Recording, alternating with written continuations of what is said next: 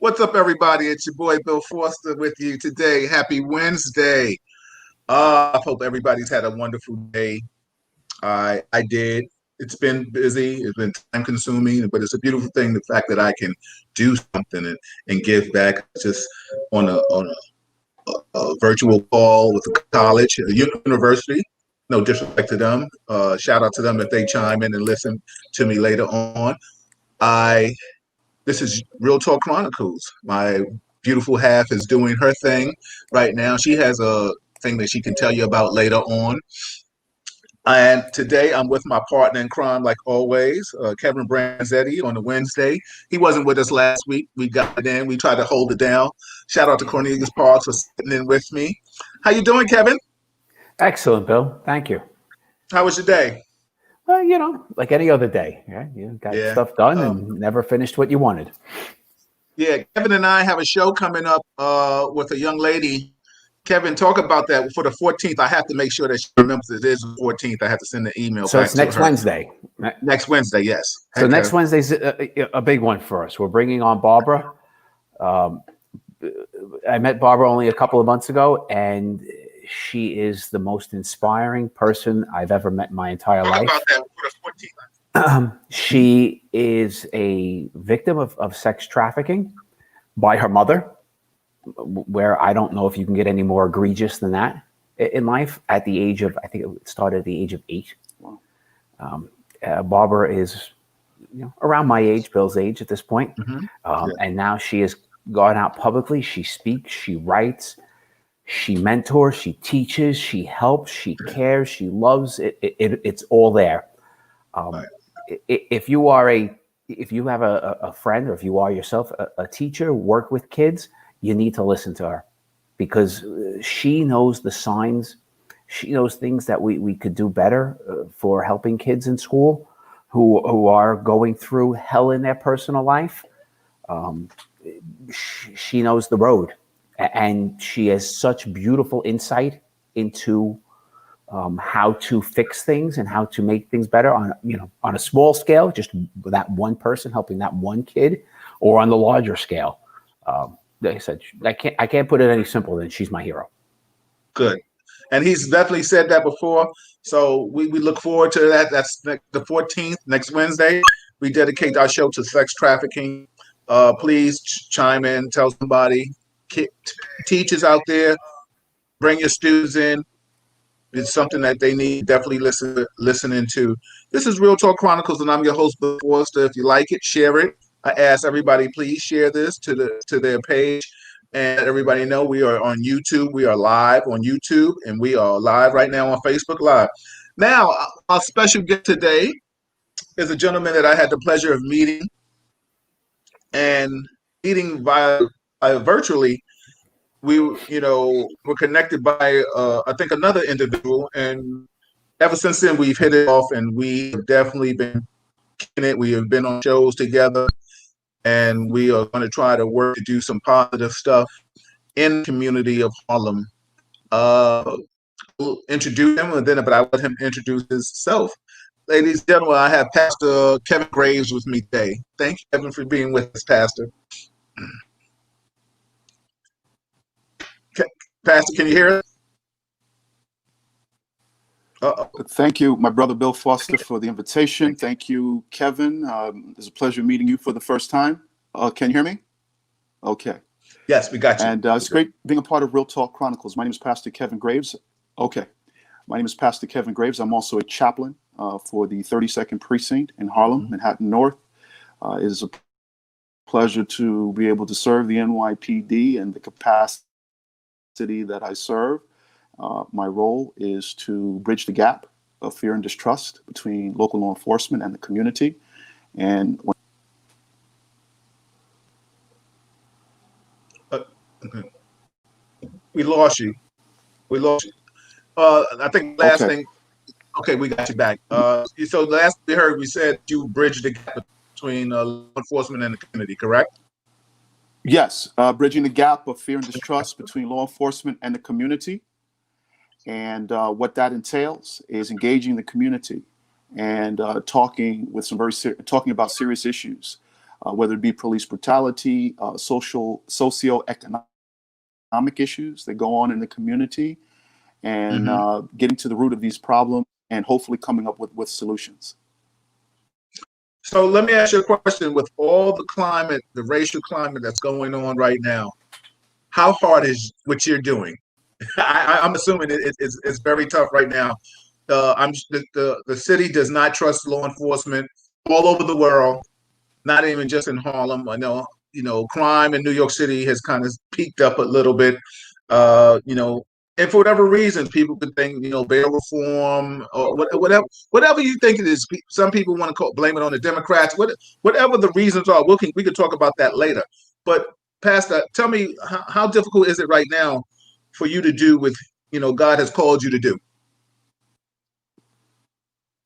Yes. Mm-hmm.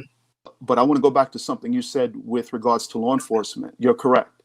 The police are, for lack of a better word, not appreciated right now. Mm-hmm. And the reason why this is going on is, of course, many have made the generalization that all police officers are not concerned about is destroying Black lives. I work with white officers, Black officers, Hispanic officers, Asian, so on and so forth. And I will say that we have issues. There are issues within the police department. I am a firm believer in accountability. I'm a firm believer in transparency. But there are some people in the community as well as law enforcement who aren't. And so how do we solve these complex problems? It comes down to getting to know one another. How this makes the countless cases of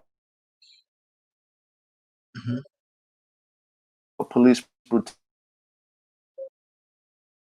You're coming in kind of choppy. We still got you? Okay. Got you.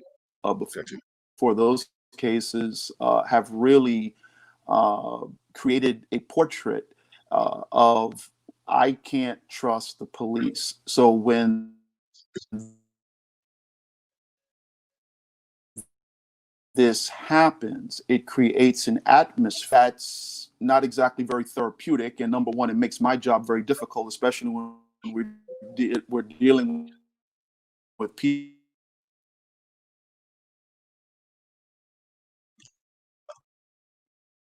We lost you again, Pastor.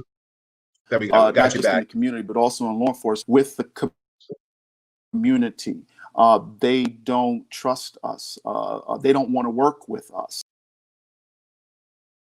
Well, right now, Kev, unmute yourself. We lost the pastor. We'll definitely bring him back.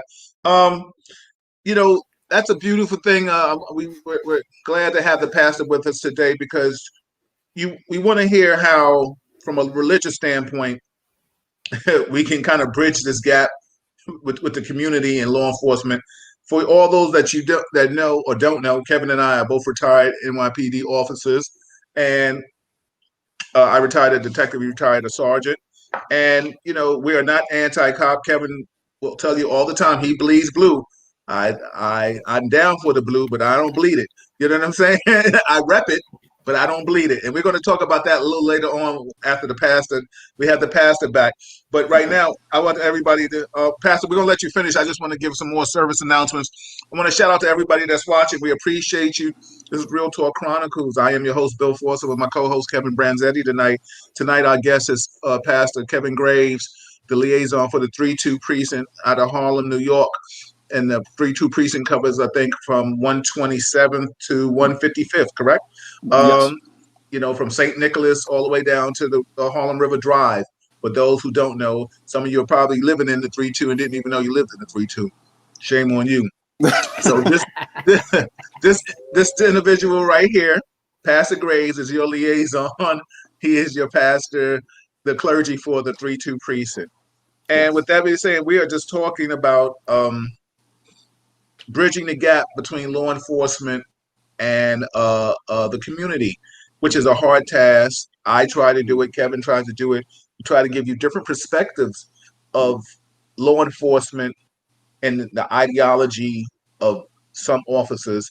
Later on, Kevin and I will delve in that too tonight, because we do have a debate on. So we will not be on past 9 o'clock.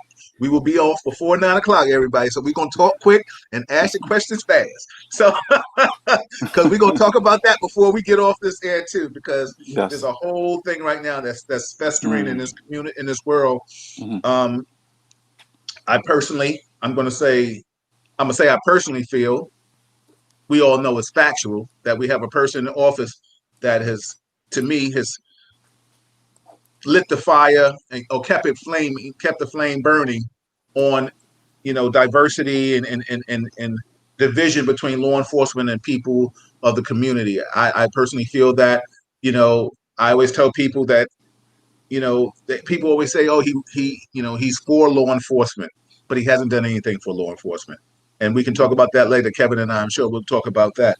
With that being said, Pastor, you was just talking about that, you've worked with a lot of different ethnicities, and you're in the community. But tell us, like, what are you hearing from the community that's causing you to have such a tough job in doing what you're doing?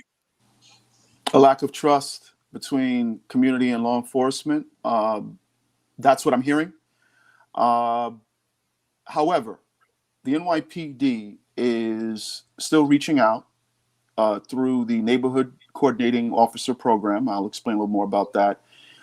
That's something I'm very happy about. I'm very proud of that particular coordinating, the officers coordinating program. What that means is that you have sectors. You have Adam, Boyd, Charlie, David. Officers are broken up into these sectors. What officers do within Adam, Boyd, Charlie, David is go throughout the communities and introduce themselves. They talk to the storefront owners, the religious leaders of the community, the residents of Harlem, to engage them. We also have Build the Block, which is very, very important. We have our precinct community council meetings. So all of these meetings, what is the purpose of all of this? Why are we gathering so many times? What are we achieving? And all of these gatherings and our problems being solved. I like to believe that they are. It is still very much a work in progress, because some sectors may get a larger turnout as far as people coming to the meetings than others. I often ask the question, okay, what's going on? I get into the ears of the officers, okay, what's going on? Why aren't people showing up? Different reasons. Well, of course, now we have a pandemic that we're dealing with. So I've reached out to the department with regards to virtual meetings, because a lot of people don't want to come out because of this pandemic. And I completely understand. I've drawn back myself with being in people's face. As much as I want to be out there and be a part of what's going on and being boots on the ground, we still have to use wisdom and still practice social distancing. I'm going to get into that too, wearing a mask and doing the necessary things to keep ourselves and those around us safe. Unfortunately, some people aren't following the instructions, so we could be looking at a second wave. In fact, we are looking at a second wave. There's some hot spots in New York already, but again, there is distrust, and some people don't want to be bothered. Some don't want to be bothered with local law enforcement because in their mind, they are an occupying force.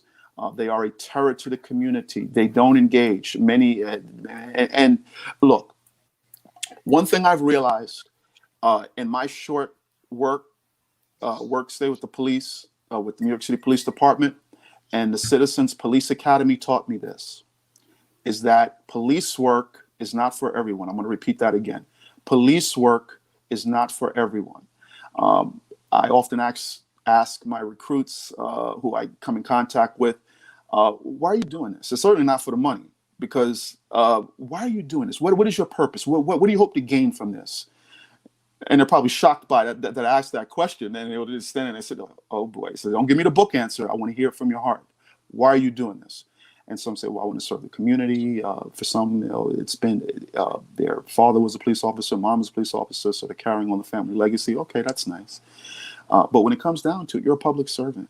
And as a public servant myself, it is my responsibility to convey the message that not all police officers are bad. And we must be very discerning and careful that we do not become that which we despise. Okay. Say that again. It's important that we do not become that which we despise. Because the same way you feel you're being judged because of the color of your skin, I'm not saying racism is out there. It is alive and well, systemic racism, and we can talk about that too. It is alive and well. You do not want to judge a precinct or or department based on the acts of a few. Now, how many good officers are there versus bad? Your guess is as good as mine. I'm hoping the Right. good far outweighs the bad. Absolutely. We get into the whole, there's just a few bad apples. Well, how many bad apples are we talking about? Are we talking about half the department? Are we talking about 3/4 of the department? How many bad apples are we talking about? So my assignment, as difficult as it is to balance that so that I don't come across as anti-police, I get some backlash there, or being pro-community or anti-community.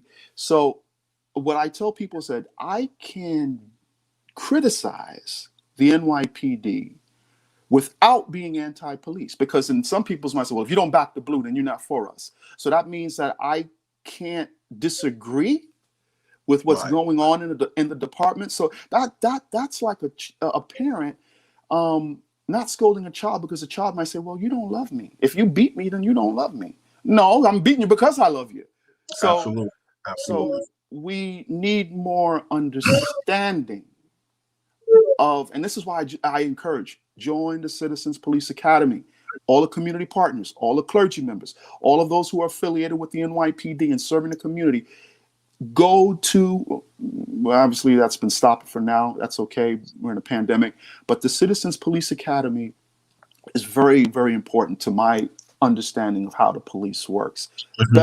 One of the best 10 weeks of my life. I enjoyed it, and I'm going to stop there.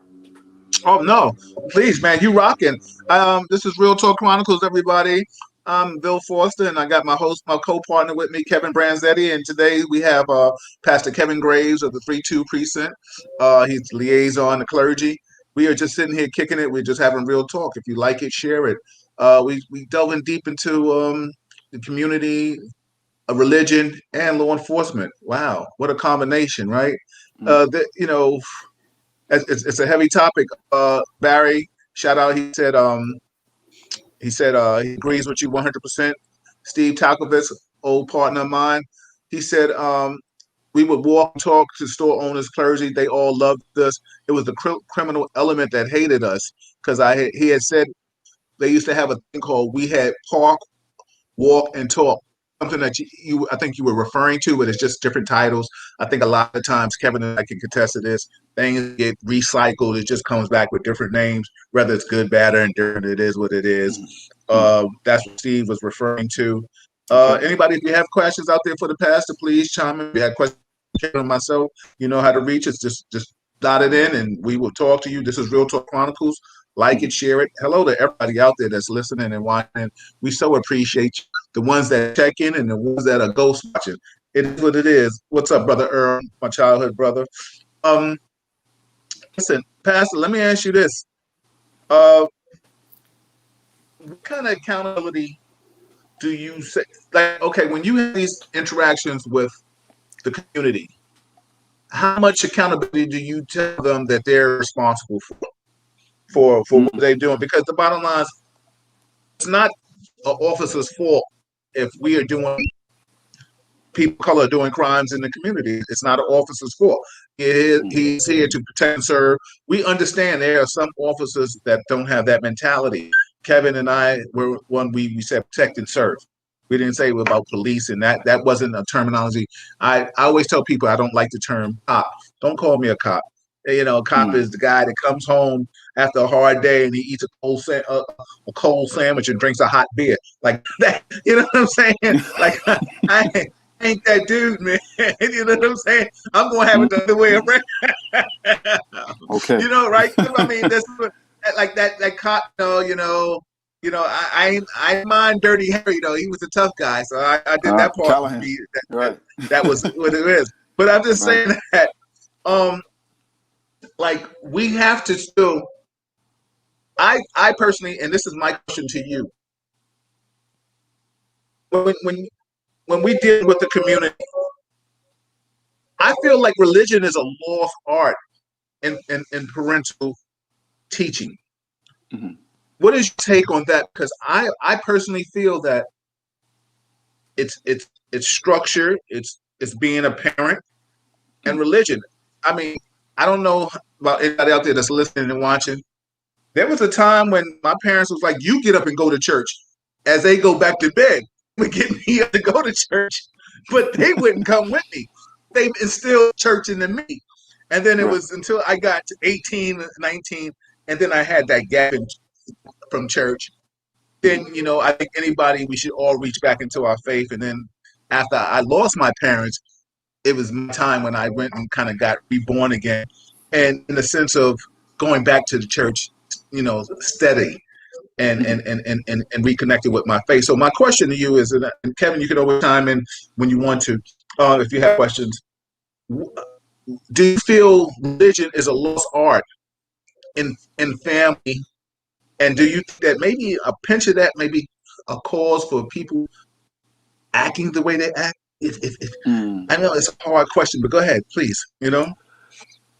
Well, in Harlem, there are many churches, but that doesn't mean that Christ is in those churches, or the Holy Spirit, for that matter. Um, I do want to say this. The church is the foundation of Harlem. And because there is a religious element there, there's an expectancy that we are the saviors of the community, that we have a role, not just in offering spiritual support, but also holistic.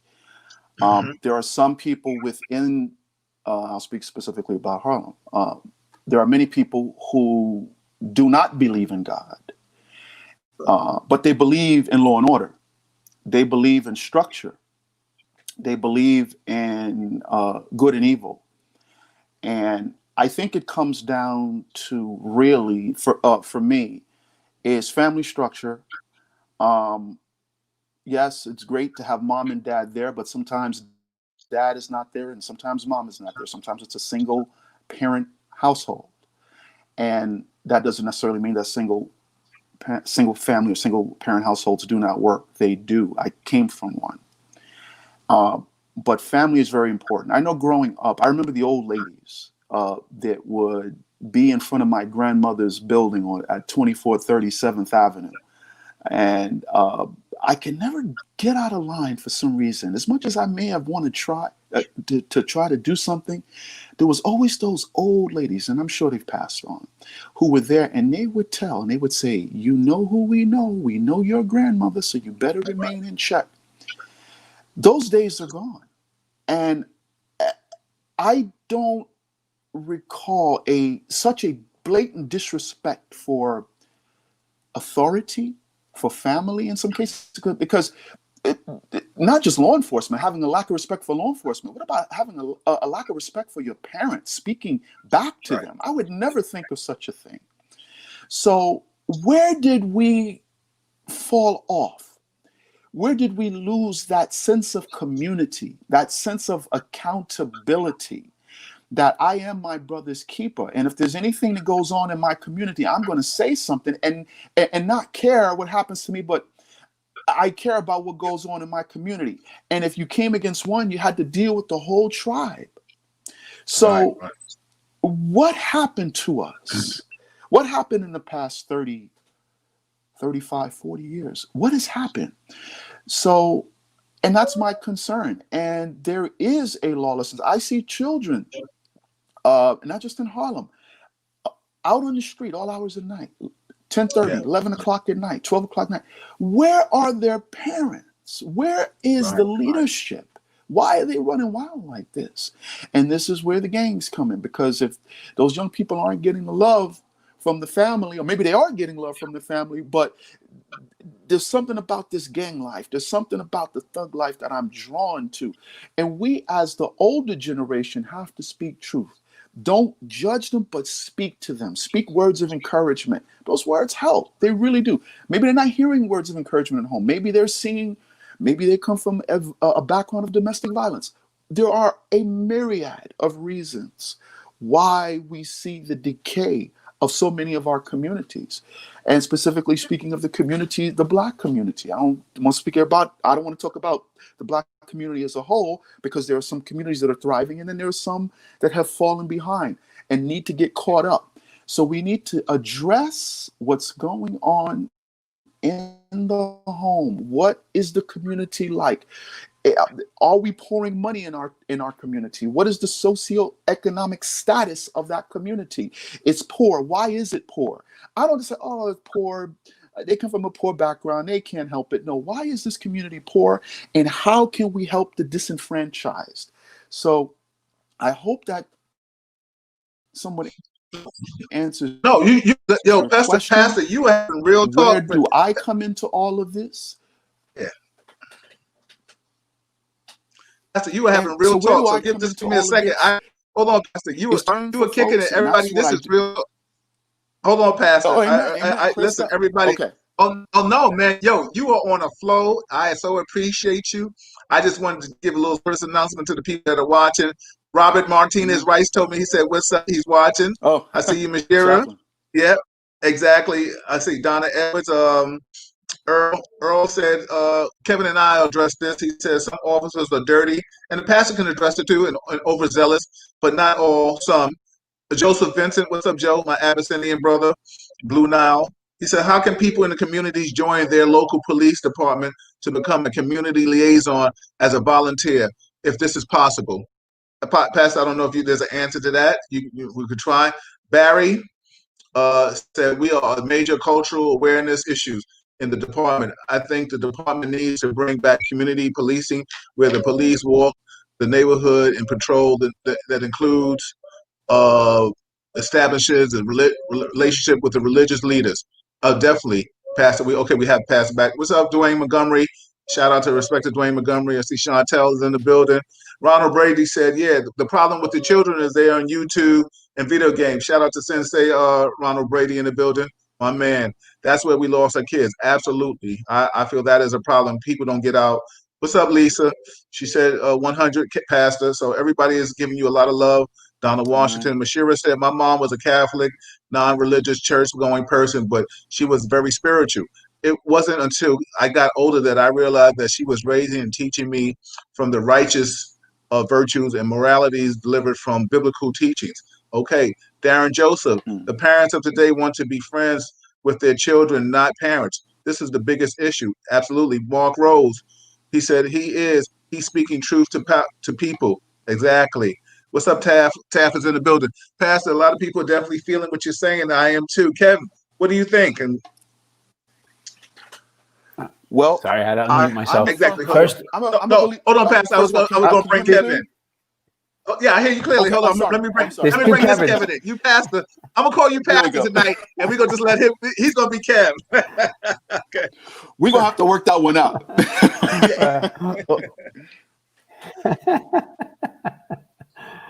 Hey, gentlemen. There we go.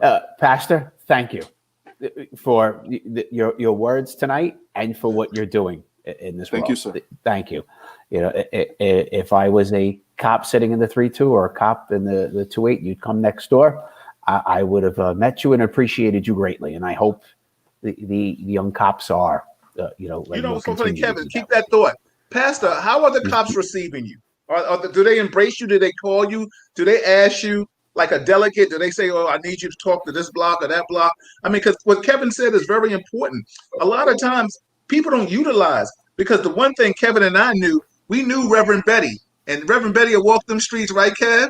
And she had the ear to everybody, whether you agree with her or disagree. But Reverend Betty could talk to you, and we could talk to her.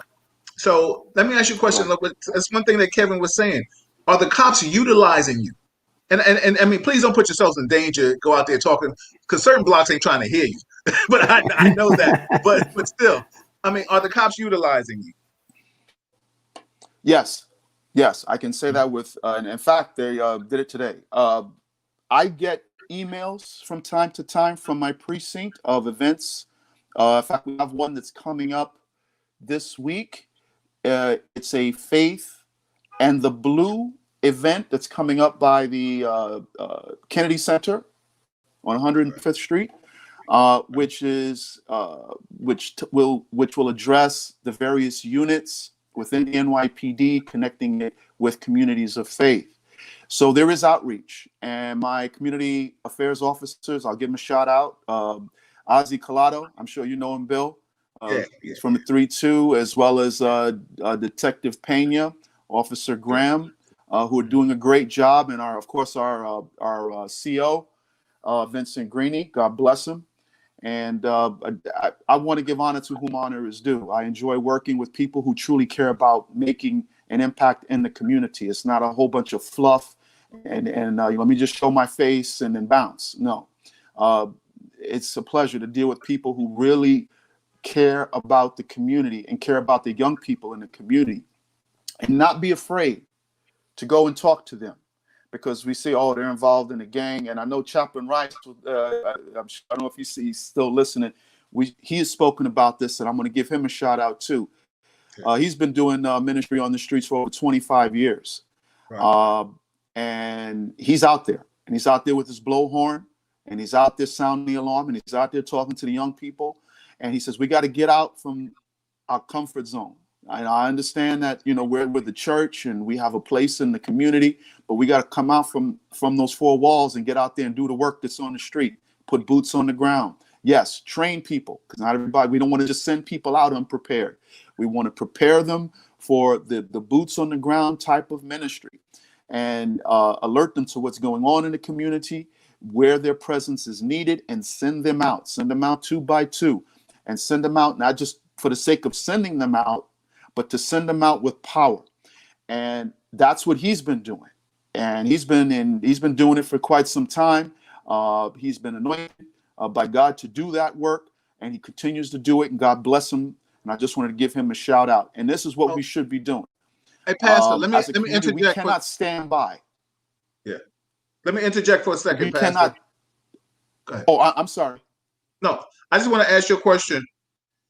What you're doing, how receptive is? You're breaking up. I know so let me leave you and come right back. Okay, cool. All right. Everybody out there, this is Real Talk Chronicles. I'm with Kevin Branzetti. I am Bill Forster. We are in Real Talk Chronicles. If you like it, share it. We are talking to Pastor Graves he is the liaison for the 3-2 community, and we're just talking about how we can bridge the gap between religion and law enforcement, or just making the world a better place. But, Kevin and I will talk a little later on the presidential, the VP, the president, COVID. We just had another individual who just got shot. Pro police was shot. How crazy is that, right? That like, what do we say about that, man? Like, dude was pro cop, didn't have a criminal record. Just a big, strong black guy, Kev. You know what I'm saying? I mean, let's talk about that until the pastor comes back. I mean, what's your take on that, man? Unmute yourself. There you go. There we go. Yeah. Ava. So I don't know a lot of the I don't know really any of the details of this one. This was the guy breaking up the fight, and the cops came, and I don't know how or what the justification is for shooting. Is this the one where did the cop get arrested? Yeah, he just got arrested. Yeah, exactly. All right. So I mean, there's not much more to say about it than I mean, it's amazing, disheartening, disturbing, all in the same breath. This is the second incident we've now seen this year where the cop is arrested real quick. I mean, which never happened before, right? It would take weeks, months, or years. But let me just say progress? This, Kev. Yeah. But Kev, what's so funny? But I mean, here we have a model citizen, pro law enforcement, right? Advocating all that. No, doesn't have a criminal record. Yeah. And the mind comes in and he gets killed by law enforcement. I mean, for people of color, it's just another black person or brown person that got killed. Nobody's sitting here thinking about, we're just people of color are just saying, "See, we told you." Now you got what you wanted. You got a person that didn't commit a crime or he wasn't a criminal and things of that magnitude. So what are we going to say about that now? You know what I'm saying? And I think it comes and keeps coming and coming back again. But people are tired, and this is a problem because people want people. I mean, how can we just come out and say, okay, we want to see the facts? And people said that, yeah, he broke up the fight, but the officer came in and challenged him. And then supposedly what I'm hearing is that he got tased because the officer was now trying to make him the perp. And he was like, yo, I just broke up the fight. I'm not in this. I'm good. I'm walking away. And the officer eventually tased him. And in lieu of him being tased, because he's a strong stature of a man, supposedly he leaned into the officer because he got tased and he fell forward, which happens either you fall backwards, you fall forward. You're not allowing the person to fall. And the officer assumes now he's being attacked because he's falling. And he pulls out his gun and shoots him. Like, it is just enough is enough. People are tired. Kev, you and I talk about this. You know, I know you say you bleed blue, and I want you to tell people later on what you mean when you say you bleed blue. But I tell you all the time that one bad apple destroys it for all the law enforcement around the world, man. And you know what's funny? You are one that may come out and say, "Yo, that was messed up," right? But a lot of people are not saying that, man. There's so much you can say about. Let's wait till to get the evidence. This is a man that didn't have a criminal record. This is a man that was for the community. And then you have some dude that comes just because you see a big black dude and he breaks it up. You know what I'm saying? Pro PD, pro police. And you're going to just make him the criminal? I mean, what's your thought on it? And we're going to bring the pastor back in. Go ahead, Kev. All right. Well, I mean, look, I'm happy that this police department did the one thing that we rarely do. Acted fast and was transparent, and that was it, right? It is horrible. I can't defend it. There's not much to say on that. You're right. It stains us all, and that bothers me greatly that we take the stain for that. We've talked a lot on the show. We've had a lot of guest speakers on the show. The NYPD takes will get screamed at on the streets. There'll be protest things thrown at cops because of this. Mm-hmm. And we're not that cop. We're not that officer. Do we have bad ones here? Of course we do. Do we have jackasses on this job? Yeah. They exist. Do we do a terrible job of getting rid of them? Yeah. But we're terrible at firing government employees, period. It's hard to fire government employees. But I'm glad that this one took an approach that was completely different than we see a lot, which is a year later we find the video, or the video comes out, a year and a half later, and then it's everybody's ducking for cover and people are getting fired, and it erodes that trust. And something the pastor said very, very early on in his talk: transparency. Mm-hmm. And the transparency in these things has to be. It got to be what it is. And if you're the police commissioner and it may cost you your job to go public and say what happened, then that's what it's going to be. Exactly. You took that job, you took that oath with, and that's the responsibility you live with. I'm going to bring the pastor back in. Pastor, my question to you after I read these comments is, what would you do in a situation like that, this man being God forbid, when this man was killed? How do you come into play in a situation like that if that was to happen in New York City in the 3-2 precinct and not Texas? But I just want to read some comments. Shout out to everybody that's watching. We appreciate you. I'm Bill Forster. This is Real Talk Chronicles. I have Kevin Branzetti with me, and our guest tonight is Pastor Kevin Graves, the 3-2 liaison clergy. He's the clergy for the 3-2 precinct. So we appreciate him shopping in. Tonight we have a debate. Please watch it. Vote. We ain't gonna stay on that long because we're gonna get it in before that. If the pastor want to stay around and get some more real talk, he can. But we're gonna talk about this. I just want to read some comments and stuff like that. Barry again. He said, "Bottom line, society must most cultures are taught to fear the black man. This is where the systematic racism starts. Hate is first taught in the home. Absolutely.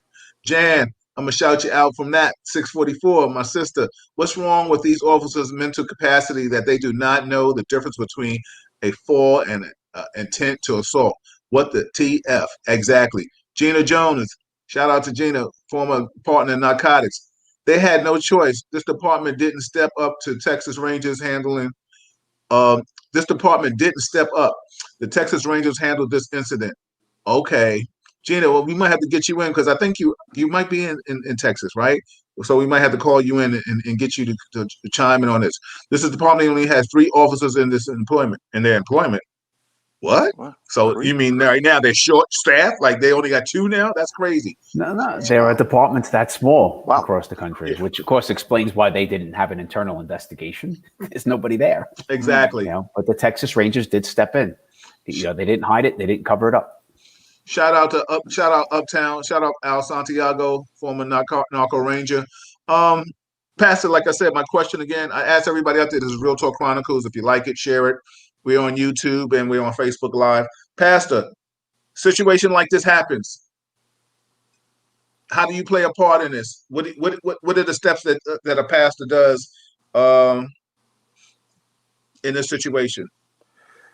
Well, if there's a mass gathering of community, residents of the community, people protesting, for me, just to get a feel and see what's going on and try to bring calm. If there's unrest, the 3-2 will call me and other community partners to come to the precinct to try to restore order. If the community is not listening to us, then of course, then that's when they put on the riot gear. But our responsibility is to try to, number one, bring calm, try to reassure the community that there is an investigation. If we're given information with regards to such, and just try to de-escalate the situation. And I can't emphasize that word enough. The important is to de-escalate what could be a potential riot. And each day I'm looking for new opportunities and skills to learn how to de-escalate. And this is something I've even mentioned to police officers. What can we do to de-escalate? Why does it have to end in a shooting? In some cases, it has to end in a shooting. I understand that. But how did we get to that point? Could we have talked our way through this? Does deadly force have to be the end result? And like I said before, in some cases, it has to be. You have to protect yourself and your partner and those around you. But far too often, we have seen black men killed at the hands of police. And I'm not saying that black folks don't commit crimes. Of course we do. But when we see a pattern of behavior that has, and this is not recent now, it's been decades of this, we need to find out what is going on with regards to the police and their interaction with communities of color. And yes, we have some cops who are racist. They don't walk around with signs wrapped around their neck saying that they're racist. But there's a behavior. And we have to understand that policing is a microcosm of our society. If systemic racism or racism in general is in our society, then the police are a part of society. So therefore, there's issues of racism there. Now, of course, we don't want to talk this because we're back in the blue. And we don't want to get to these very difficult questions. How in the world could a cop be racist? No, your job is to serve and protect.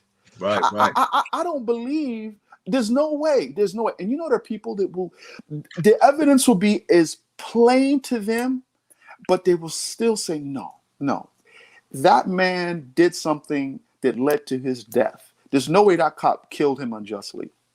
We have to stop this foolishness, people, and like you said, this is Real Talk Chronicles. And we got to keep it real. We have problems, and until we are transparent and you know what? This starts from the union leaders. Oh boy, why did I go there?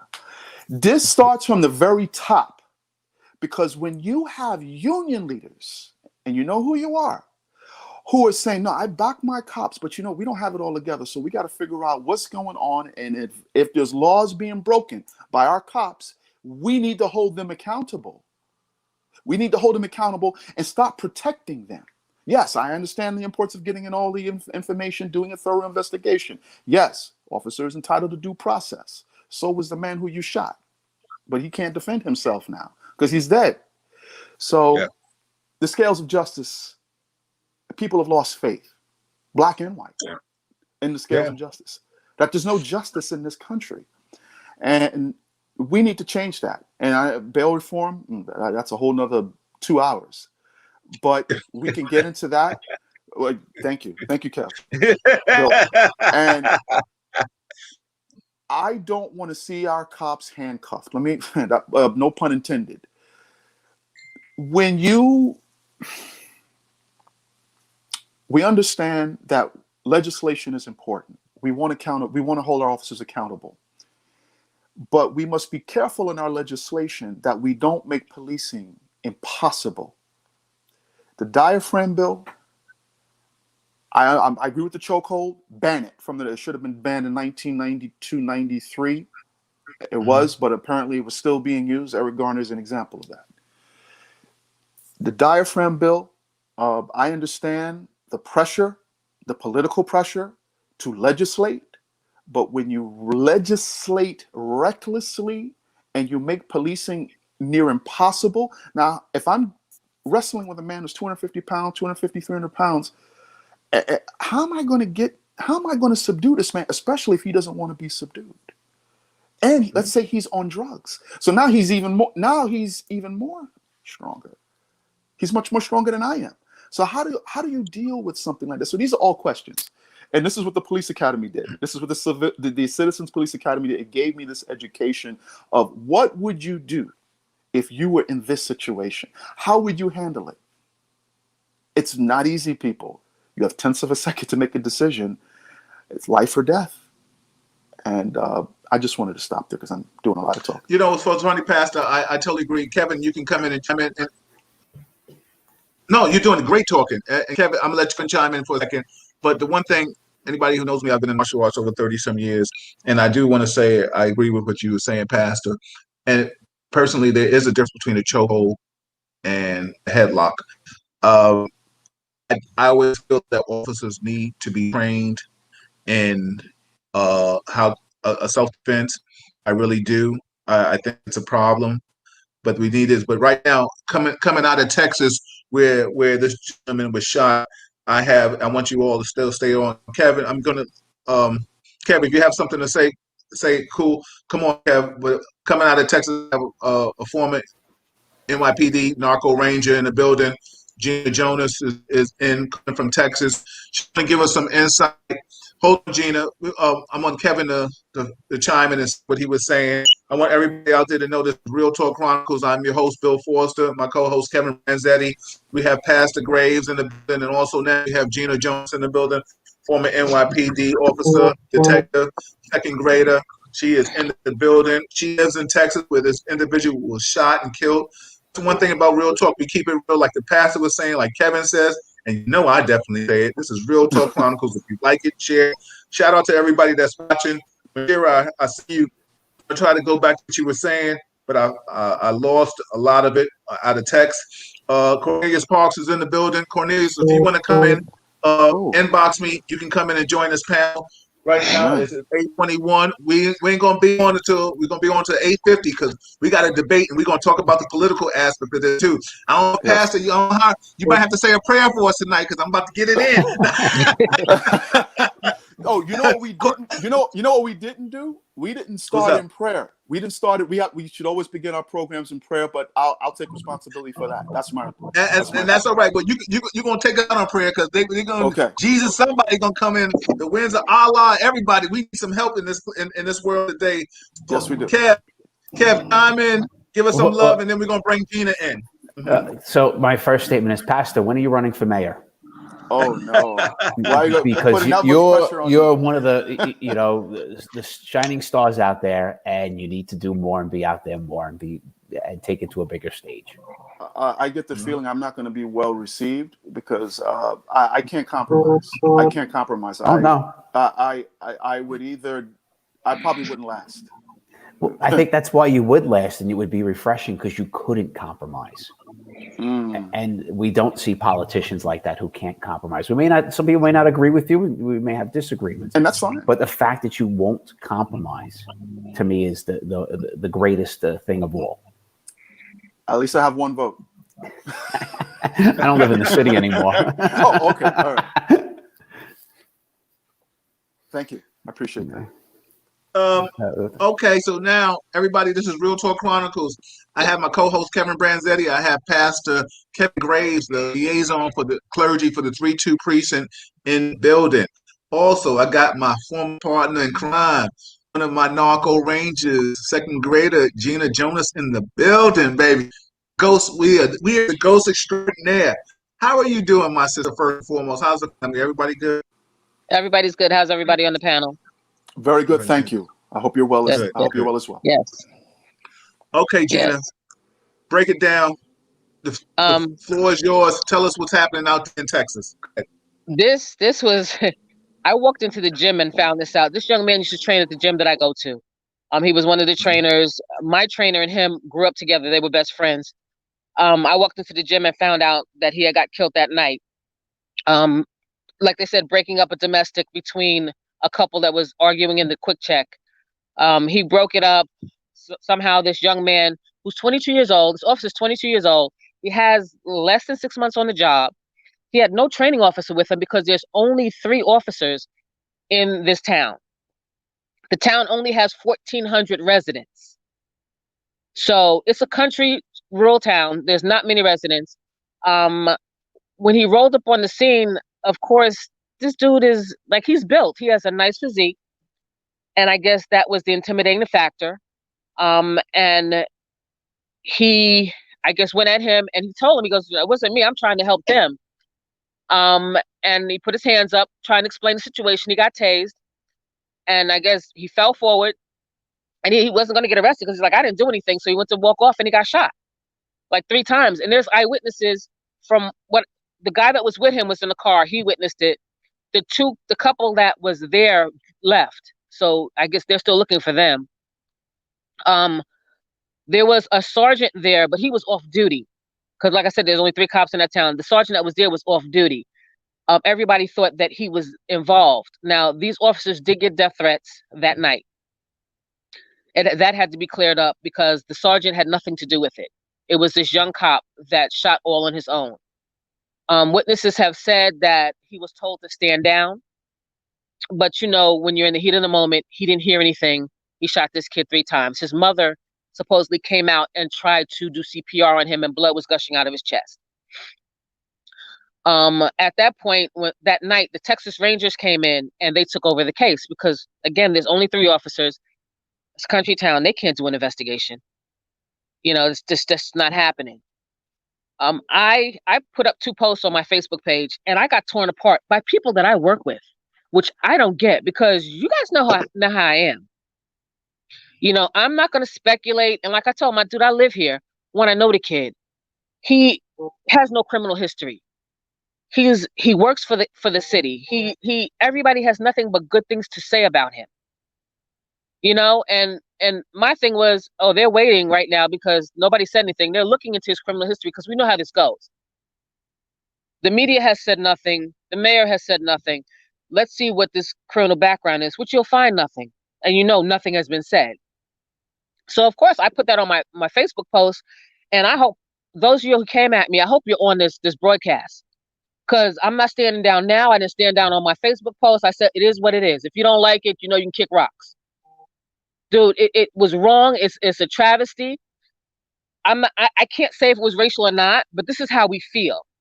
You can't stop how a race feels because so much is going on. It could have been that the officer was scared. It could have been the fact that there was a black man and a white man and you chose the black man. We don't know what the intent was, but all we know is that there's a black kid that's dead at the hands of a white cop. and media is going to take it and make a play on it. And I'm sorry for it's dark out here. I got 6 dogs in the house. Y'all ain't gonna be able to hear me, so I had to come outside. Media is going to take a play on it, and we know that. So yeah, with this wait till the investigation is over. Well, are we gonna wait till the autopsy's over to see if this man is dead? Like, come on. Like, y'all need to stop. You know, the officer is arrested. They said he made bail. He is not out. He is in jail. They had to move him. You know how this works. He can't be in jail in the county where he worked, because down here the officers not only work on the street, they also work in their jails. So he cannot be jailed in the county where he works. So yes, he's still in jail on $1 million bail, and they don't have the money to get him out. It's not like NYPD. Somebody can come get him. He's done. He's there until they finish this investigation. So Gina, let me ask you a question. What town in Texas is this again? It's Wolf City, Texas, which is in Hunt County. Okay, how far is that? Like, give us some demographics, like geographic. Like, where is this close to? Where it's far from? Like, where is this at? We are an hour and a half north of Dallas. Okay, got you. I have a question. Go ahead, Pastor. What's the closest FBI field office? Excuse me? What is the closest FBI field office? I have no idea. Find out. No, because if there's any sort of civil rights violation, that's what the government cares about. That's what the Justice Department is there for. Any sort of civil rights violations, they'll look into it. And if there turns out there was any wrongdoing, they'll take it from there. Okay. You know, hold on, Gina. Just stay with me a second. I'll bring Kevin B in a minute. Everybody out there, this is Real Talk Chronicles. I'm your host, Bill Forster. I got Kevin Branzetti. I have Pastor Kevin Graves with me. I have my friend Gina Jonas, former Narcotics, in the building. If you like it, share it. This is the only place where you're going to get real talk, organic and authentic. It's off the cuff. There's no topic. It's a topic that I have in my head. It's a topic that's happening out here on the news today. This is what we talk about. Mashira, okay, let me just get to your comment that you said. She said, what you said is that these cops need intensive tactical training with major focus on hand-to-hand combat, retreat, and take cover, and just de-escalation. These tools will migrate some cops who would not panic and shoot in the first resort to defend themselves. I agree with you, and I also disagree. I think you can't give a person a heart just because they take a test and because they have defensive training. And I agree with you. I'm an advocate for learning some kind of self-defense. I feel that the academy that Kevin and I and you went through and Gina went through, it is 6 months. And then I think they need to be in there maybe another 4 months and just straight hand-to-hand combat. People say to me, oh, well, Bill, what happens now? They may get excessive with their hands. Listen, I'd rather somebody get a broken jaw than a casket and 6 people carrying them. And that's what it's coming to, really, to be honest with you, because the bottom line is, I just posted something earlier today, and I asked people to give me their take on it because I was on the highway. I didn't have a chance to read it, and then I had some other meetings that I had to do. But the bottom line is, I posted a clip of 2 officers arresting somebody, and then they about to put him in custody, then dude went ham, right? Eventually, he comes out, he's bloodied up. So I wanted people's take on it because, honestly, what did they do wrong? You understand what I'm saying? But I wanted to see how many people would be biased to what they actually saw, because the bottom line is, if you're going to keep always saying that every cop is wrong for putting his hands on somebody, then you're wrong.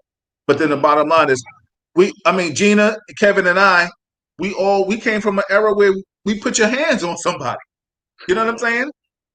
And we kind of took pride in putting our hands on you. But like this new way era of just shooting somebody and you're scared. And this is why I tell people a lot of times, some people are only as tough as the hours they wear that uniform. And I'm not asking anybody to go out here and be a superhero. I'm not asking anybody to go out here and do anything beyond the call of their duty. But if you are scared, where you are shooting, you are taking the force to the most extreme. Because a man without a weapon should be met with taser or ass. I don't know, Kev, if you want to chime in on what I'm saying, but otherwise than that, I don't get it. So let's meet force with force. Kev, do you have anything you want to say before I go to anybody else? Well, yeah. I mean, I mean, you're 100% right though. There's not even like a discussion of a weapon with this guy. So why are we escalated to that level? I don't know. A 3-man police department. I don't know if that should exist in this country, right? Like I don't see the value in a 3-man police department. What does that do? If that town has the money to pay for some extra cops, well, why can't they pay the state police or some other agency and have an extra cop in their town if they got that kind of money? I don't like these small police department things. They're not only they're not only manned by just like the police department. I think it's just the fact that they have the presence of that. They have a couple of different agencies that go through there. They have the sheriffs that go through there. There's a couple of different agencies, but that town just has 3 cops. I think that's just for show. And you have to understand, they're not trained like we were. How could they be? Talk to them, and I'm nosy. I wanted to know what the process was to become a cop, and they gave me an application. And I said, okay, is there a test? They're like, no, just fill out the application and come back. And I was like, so there's no test? She goes, no, just fill out the application. And I'm like, okay. She goes, well, you do have to go through an academy. I said, but you don't have a test to determine if I should even get to that process. And they don't. And then you can understand why, because she goes, well, the salary is like $30,000. And I was like, okay. There's no retirement, there's no union, there's no. There isn't any incentive. Pastor, you can unmute yourself if you want to join this conversation because it's a free for all right now. We're just going to chop it up. We have, this is Real Talk Chronicles. I'm your host, Bill Foster, with my co-host, Kevin Branzetti. I have Gina Jonason, former narcotics second grade detective. She lives in Texas, where this gentleman, Gina, and you get a chance, tell me his name. He's a gentleman, but his name, Jonathan Price. Jonathan Price was killed by a Texas rank officer in the town. Gina alluded to it earlier. He was breaking up a fight. Basically, the officer must have thought he was part of it, a situation, and the officer ended up shooting him, tased him first, and then ended up shooting him. We have Pastor Kevin Graves, the liaison for the 3-2 precinct in New York City. We are just having a real talk discussion. I want to thank you all for chiming in, shouting us out. If you like it, share it. Yes, Barry, I'm trying to take it to another level. What's up, Jen? I see you, Ms. Shearer. I just want to stay on this forum because we are dealing. What's up, Diana? I see you. We're dealing with a time restraint because honestly, as we have these officers, we may be about 20 minutes away from a debate, a VP. But we're going to finish up. We're going to talk about this. But you, both of you are still here to talk about the president because I do want to talk about him and I want to talk about the VP. But Pastor, definitely prayers are in lieu of that family. Yes. This is just a sad time. Gina, like you said, you posted it. I saw it on your post, and I got my information from you from the fact that he wasn't a felon or he didn't have any record, and he was pro law enforcement. And Yes. then this man, as pro law enforcement, ended up losing his life because, the three of us know this terminology called Buffy. You know what I'm saying? And who knows, maybe he could have been a police officer. He didn't want to. He should have. Who knows what the situation was? But the fact of it is, I don't know how big this town is, Gina. You can give us some insight. Do people know people? Do everybody know each other? Like, what's the story here? Because, it seems like he was a well-known person in his community. So, give me some insight. It's a very tight-knit community. Everybody knows everybody. Like, they all grew up together. And, people were concerned about riots. I know somebody has said something about that. I'm like, this town, everyone knows everyone. Nobody's coming down here to help them protest because they'll do it themselves. They'll know somebody who's an outsider. All these kids, it's like they all grew up together. And it's not whites against blacks. They're all friends. They like one guy told me, he goes, I don't have white friends. I don't have black friends. I have friends. And that's how this town grows up. Like, this kid was raised more or less taken care of by two families that weren't related to him, and they were white. So, it's a very tight town. So it's not divided by race. So, the beautiful thing is that I saw, Gina, on the news when they were talking about justice for this gentleman. I saw a lot of whites and blacks all mixed up in the crowd, and that's what the one thing that a lot of people don't understand. And I think this is why it stems a lot of times when we talk about Black Lives Matter and fighting for justice and equality. And I'm so appreciative for Kevin Branzetti to come on and be a spokesperson. And like I said, Kevin always says, we get into it. You know what I'm saying? Because sometimes when we talk about this blue, Kevin always will say, like, he bleeds blue, and I say I'm black person and I'm blue. You know what I'm saying? Yeah. But I understand there's light blue and there's dark blue. And and Kevin and I could talk, and maybe not this week because we may not have this time, and maybe not next week on the 14th. Kev, I want you to let people again know real quick before we talk about anything else. Talk about who's going to be on the show on the 14th. But the following week, we're going to have Kev explain to what it's like with how white officers feel about everything that's going on. Or he can give us his insight on what white officers feel. And it is because the bottom line is there's such a disparity from black officers and some black officers in comparison to white officers, especially in these groups. And you feel like, well, wait a minute, damn, I worked with you and you feel the way you feel. How could you honestly do your job with the oath that you did and you protect and serve? This is Real Talk Chronicles. I'm Bill Forster. I have Kevin Branzetti, my co-host. I have Gina Jonas out of Texas. I have Pastor Kevin Graves with me. Kev, come on, baby. Come in and chime in with me, man. Amen. Wow. I'm just gleaning right now and just learning from all three of you. And I appreciate your service. Thank you. Not just to your community, but also to our country. Real Talk Chronicles. I think this is where we're at right now. We need to talk about our problems. We are a nation of red and blue. We are a polarized nation.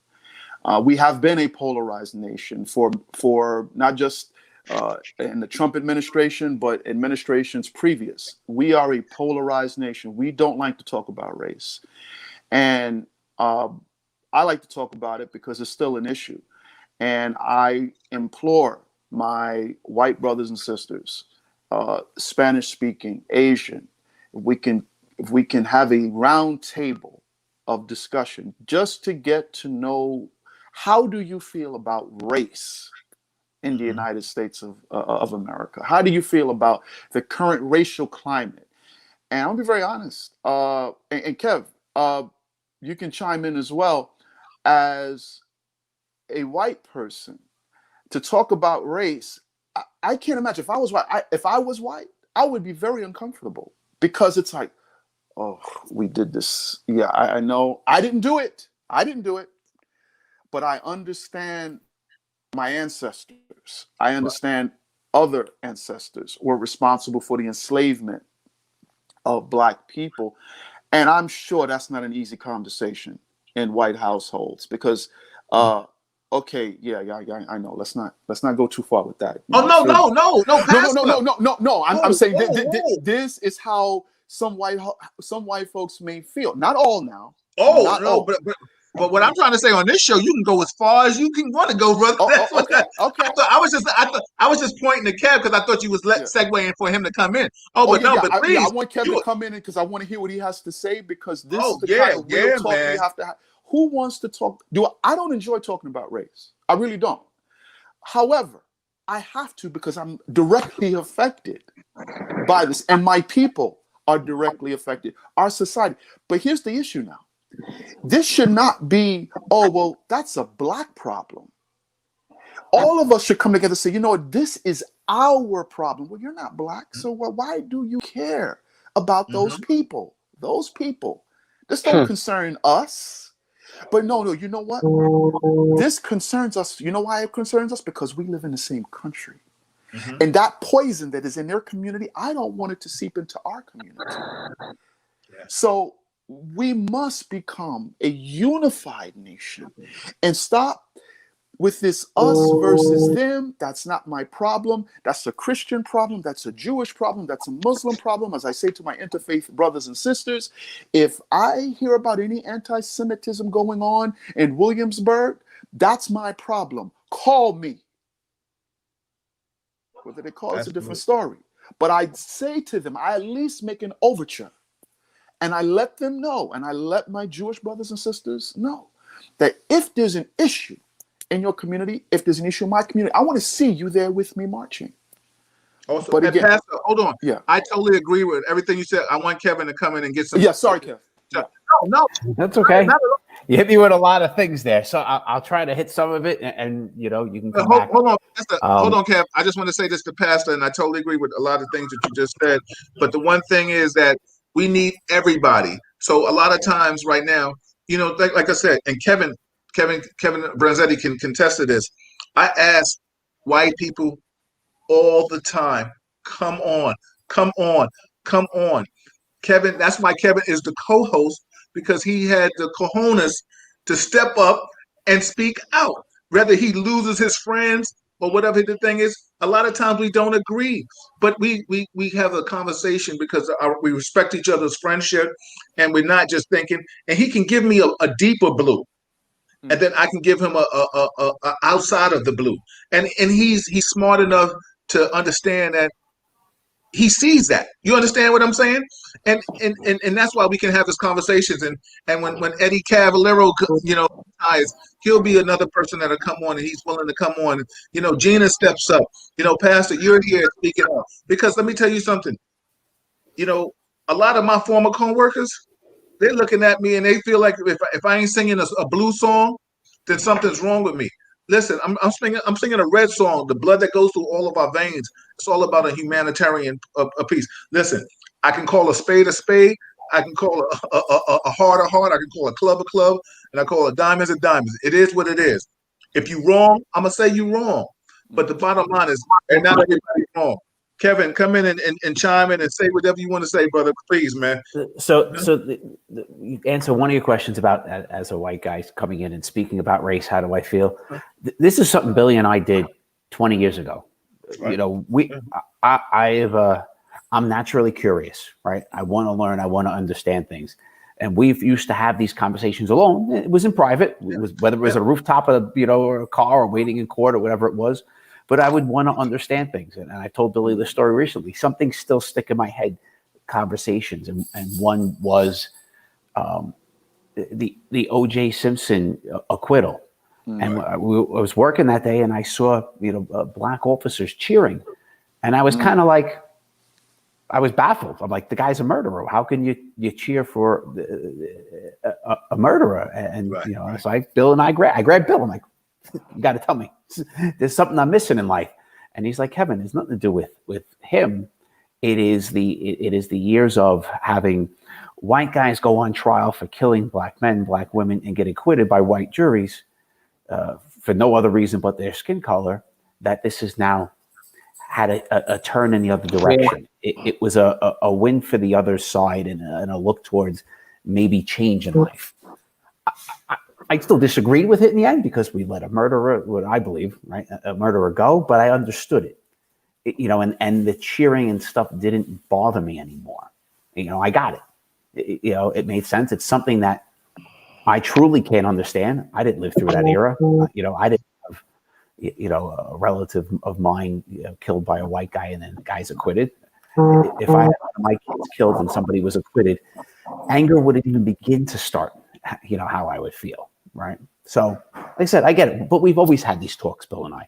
Is it dangerous coming on here? Hell yeah.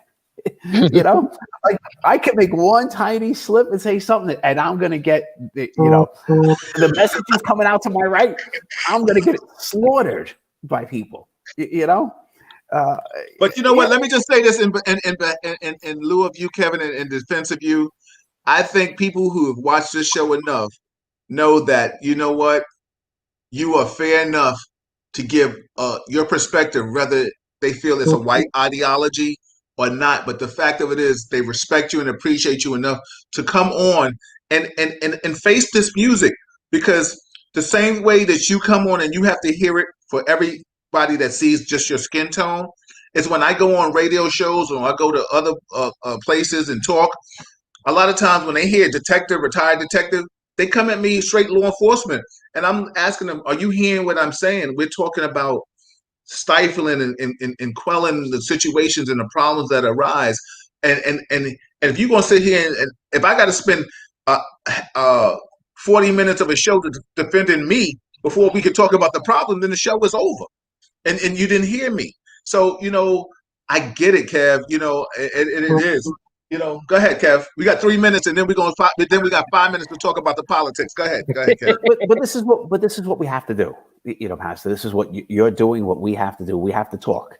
And if we're not encouraging talking, and it's at this level, it's at on the street level. Cops have to talk to civilians. Civilians have to talk to cops. And I've said this week after week. If you hit a bad one and they give you an attitude, move to the next one. Let it go. They may be a racist jerk, or they just may be an ass. All right, we don't know what they are, or their back, or they're having a bad day. Have I ever disrespected somebody because I was having a god awful day? Yeah, I did. Things happen, right? But we need to be out there. We need to talk. We need to promote talking. And I feel our politicians have completely failed us in this category. Absolutely. Left, right doesn't matter to me. You give me a candidate who's pushing out there for people to talk and doing things, which is why, Pastor, I threw at you. I'd love to see you run, because they don't exist. It's not there, unfortunately. Awesome. Let me just give a break. Everybody, this is Real Talk Chronicles. I'm your host, Bill Forster.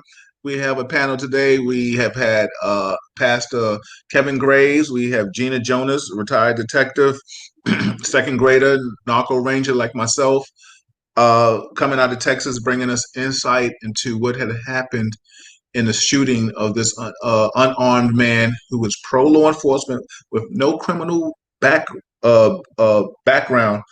And he was pro-cop. And he got killed. And also I got my partner in crime, Kevin Branzetti, in the building, everybody. This is a Wednesday. Right now, we have a few minutes. We got 6 minutes, and we're going to talk. Pastor, if you want to stay with it. Gina, you want to stay with it? We're going to have to talk about some politics right now. Right now, we just had a president that just has COVID-19. He's a superhero. He's getting I just had Dr. Marilyn Corder on the show Monday, along with Alicia Aurora. We was here talking, and my doctor's a world-renowned doctor in the DMV area. You can Google her name. The Foster side of the family is smart. And we talked about all the medicines that this president has received because he is the president. None of these things are FDA approved yet. He comes out now and acts with this grandiose mentality that let's fight. I can fight COVID. I know what COVID is about. You can fight it too. You got Rudy Giuliani, the little vampire that he is. He coughing on TV and talking about, they just giving this whole synopsis of how the president is better equipped to fight the coronavirus and be president because he has coronavirus. How asinine is that? So anyway, I just want the three of you to give me your take on this. We have a VP debate coming up right now. I hope you all watch it. Kevin, I'm going to let you go last. Kevin Branzetti, I'm going to let you go last. I'm going to let Gina, you're going to go first. No, I don't do political. 45 is, see, I'm going to be nice. I can't. Well, he's not mine. I just, look. Gina, give me some real talk. Are you going to watch the debate tonight? I'm going to watch it. Yes, I am. All right. I'm not even asking anybody how you're going to vote. It's neither here nor there. I'll tell anybody right now, this has nothing to do, and Kevin and I talked about this. This, to me, it has nothing to do with Republican or Democrat. I tell people all the time, my father was a Republican. You know what I'm saying? But he taught me that no matter what party you belong to doesn't mean who you have to vote for. Exactly. So a lot of times, I feel, this man is so unpresidential to me, which is so disheartening to me. I ask my Latin officers and my Latin friends who chime in about him, what has he done? Oh, he's pro-cop. I ask anybody, inbox me, text me, what has he done for law enforcement? But say, I like cops. He has not done anything for law enforcement. Right now, he's not even talking about signing a stimulus bill. And the stimulus bill might hurt more people of color than anybody. But it still might hurt poor white people too. But you know what? They don't care. the bottom line is he's talking about doing it after. But wait a minute, what about the people right now that we have no, October, November, December, January. How many people are going to suffer from this dude? So what's so funny? It's just almost like a kiddie show. He's talking about he's working in the hospital, and then if you zoom in on the picture, a photo op, he's drawing. He has a Sharpie with a blank piece of paper. He might as well just bought him a little crayon book. You know what I'm saying? Yo, so don't get me started on this dude. I go off, Gina. You ain't got to say anything. Pastor Graves, give us Yes, some sir. minutes, and then Kevin, you can finish it out. Go ahead, Pastor Graves. Okay. Well, President Trump is about moving the needle. And what do I mean by that? When he speaks, the markets move. Wall Street. Absolutely. So we have to understand him. Many will call him a narcissist, a self-absorbed narcissist. He's a businessman. He caters to his base. If you're loyal to him, he'll be loyal to you. He has the Proud Boys backing him, militia groups, white supremacist groups supporting him because they voted for him. They helped to put him in office, and he understands the importance of loyalty. I'm hoping that his diagnosis has changed him in some way, but it appears to be business as usual. He cares very much about the economy. He wants a thriving economy. So when we see him in the motorcade going on a tour with his Secret Service police, officers there with him, it's all about the economy. I'm okay, people. Everything's under control. The market will move. Whether he's being escorted out of Walter Reed Hospital onto Marine One, waving, I'm okay, all is well. I understand the importance of not wanting to disclose his condition for national security purposes, because we don't want to send a message to our enemies that, oh, he's really sick, so good, this is the time to attack. So I understand being careful with transparency there, but the bottom line, the man is sick. And now, how sick? He has coronavirus, and apparently he's been given all these experimental drugs. So we pray for his recovery. However, when I look at the direction of this country, I'm concerned. I'm concerned about COVID. I'm concerned about the issues that we're all concerned about: COVID, race relations, economy. Those are going to be the three main subjects, as we'll hear about tonight: COVID, well, at least hopefully, COVID, race relations, and the economy. That is what the American people care about. And that is what the next president or this president should be running on. How can you fix these issues? Are you the right person for the job? But again, I understand this president, and he is loyal to his base, and his base is loyal to him. And if you are not with him and you don't believe in his politics and the way he goes about governance, then that's your problem, not his. And that's my take on it. Oh, good. Thank you. Kevin Branzetti, what you thinking, brother? I mean, and we only got a couple minutes. I am a Republican. Well, I don't like the man. There are a couple of policies here and there I agree with. Yeah, they are. You want my whole political opinion? I think we have our third straight failed presidency. Yeah. And I can go with when each one of them started, they spent more than they made. So we blew through our money. We didn't leave the world better than we got it. Did we improve left and right communication with each other? No. Did we improve race relations with each other? No. And that's kind of like my measurement of the last three. And there's like we can go through it item by item, president by president. I can grade you on each one. But to me, overall, they all failed. He's taken it to a different level of the left and right and race relations.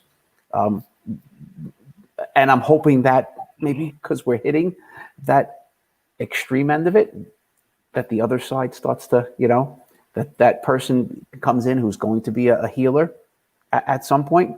I don't see that in Biden.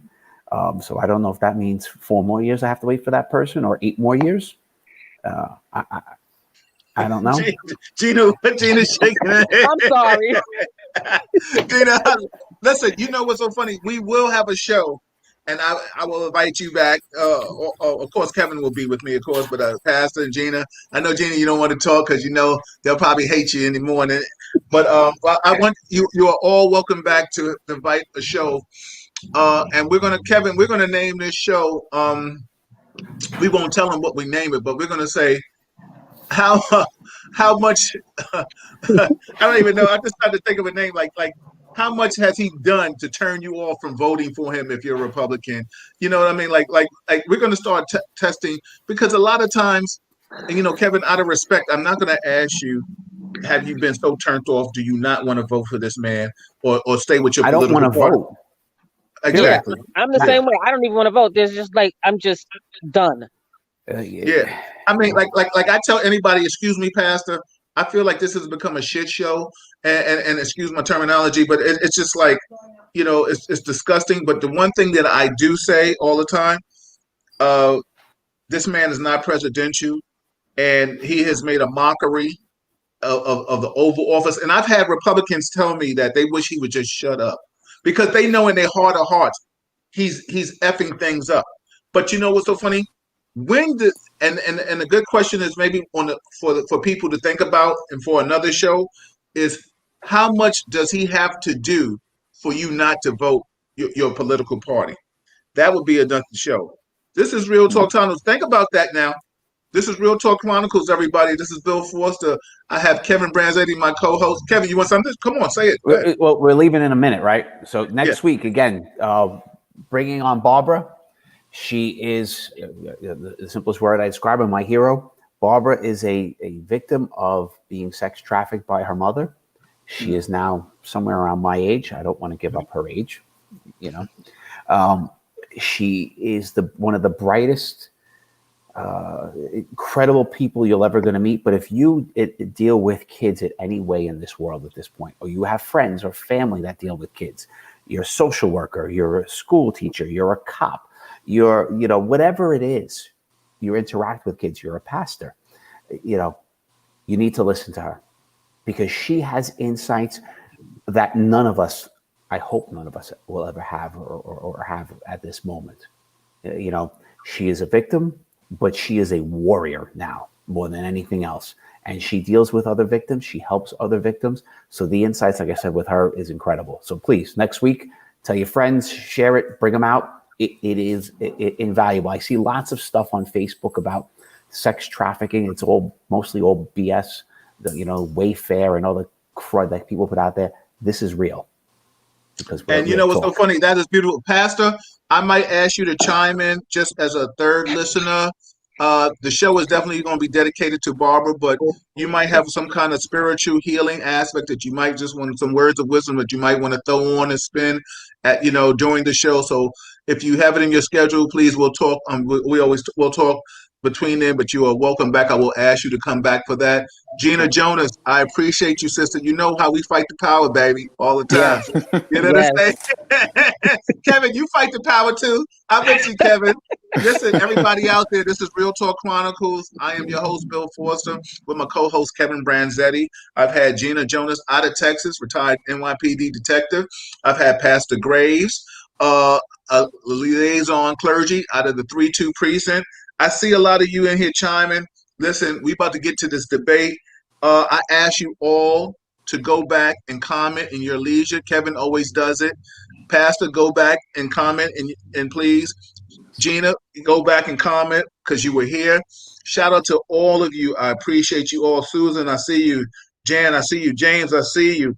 Right now, we about to get to this debate. It's about to get on and popping. I am your host, Bill Forster. Shout out to my lovely wife, Malika Forster. She is doing what she does, and I'm doing what she has. Something coming up next Tuesday on, I think, on the 13th, before the show. She has her own little segment that she'll be doing. That's Kevin Branzetti. That's Pastor Kevin Graves. That's Gina Jonas. I am Bill Forster. Like it, share it. That's the only thing you can do. You want it to grow? This is Real Talk. Everybody, I see you later. We'll see you next week.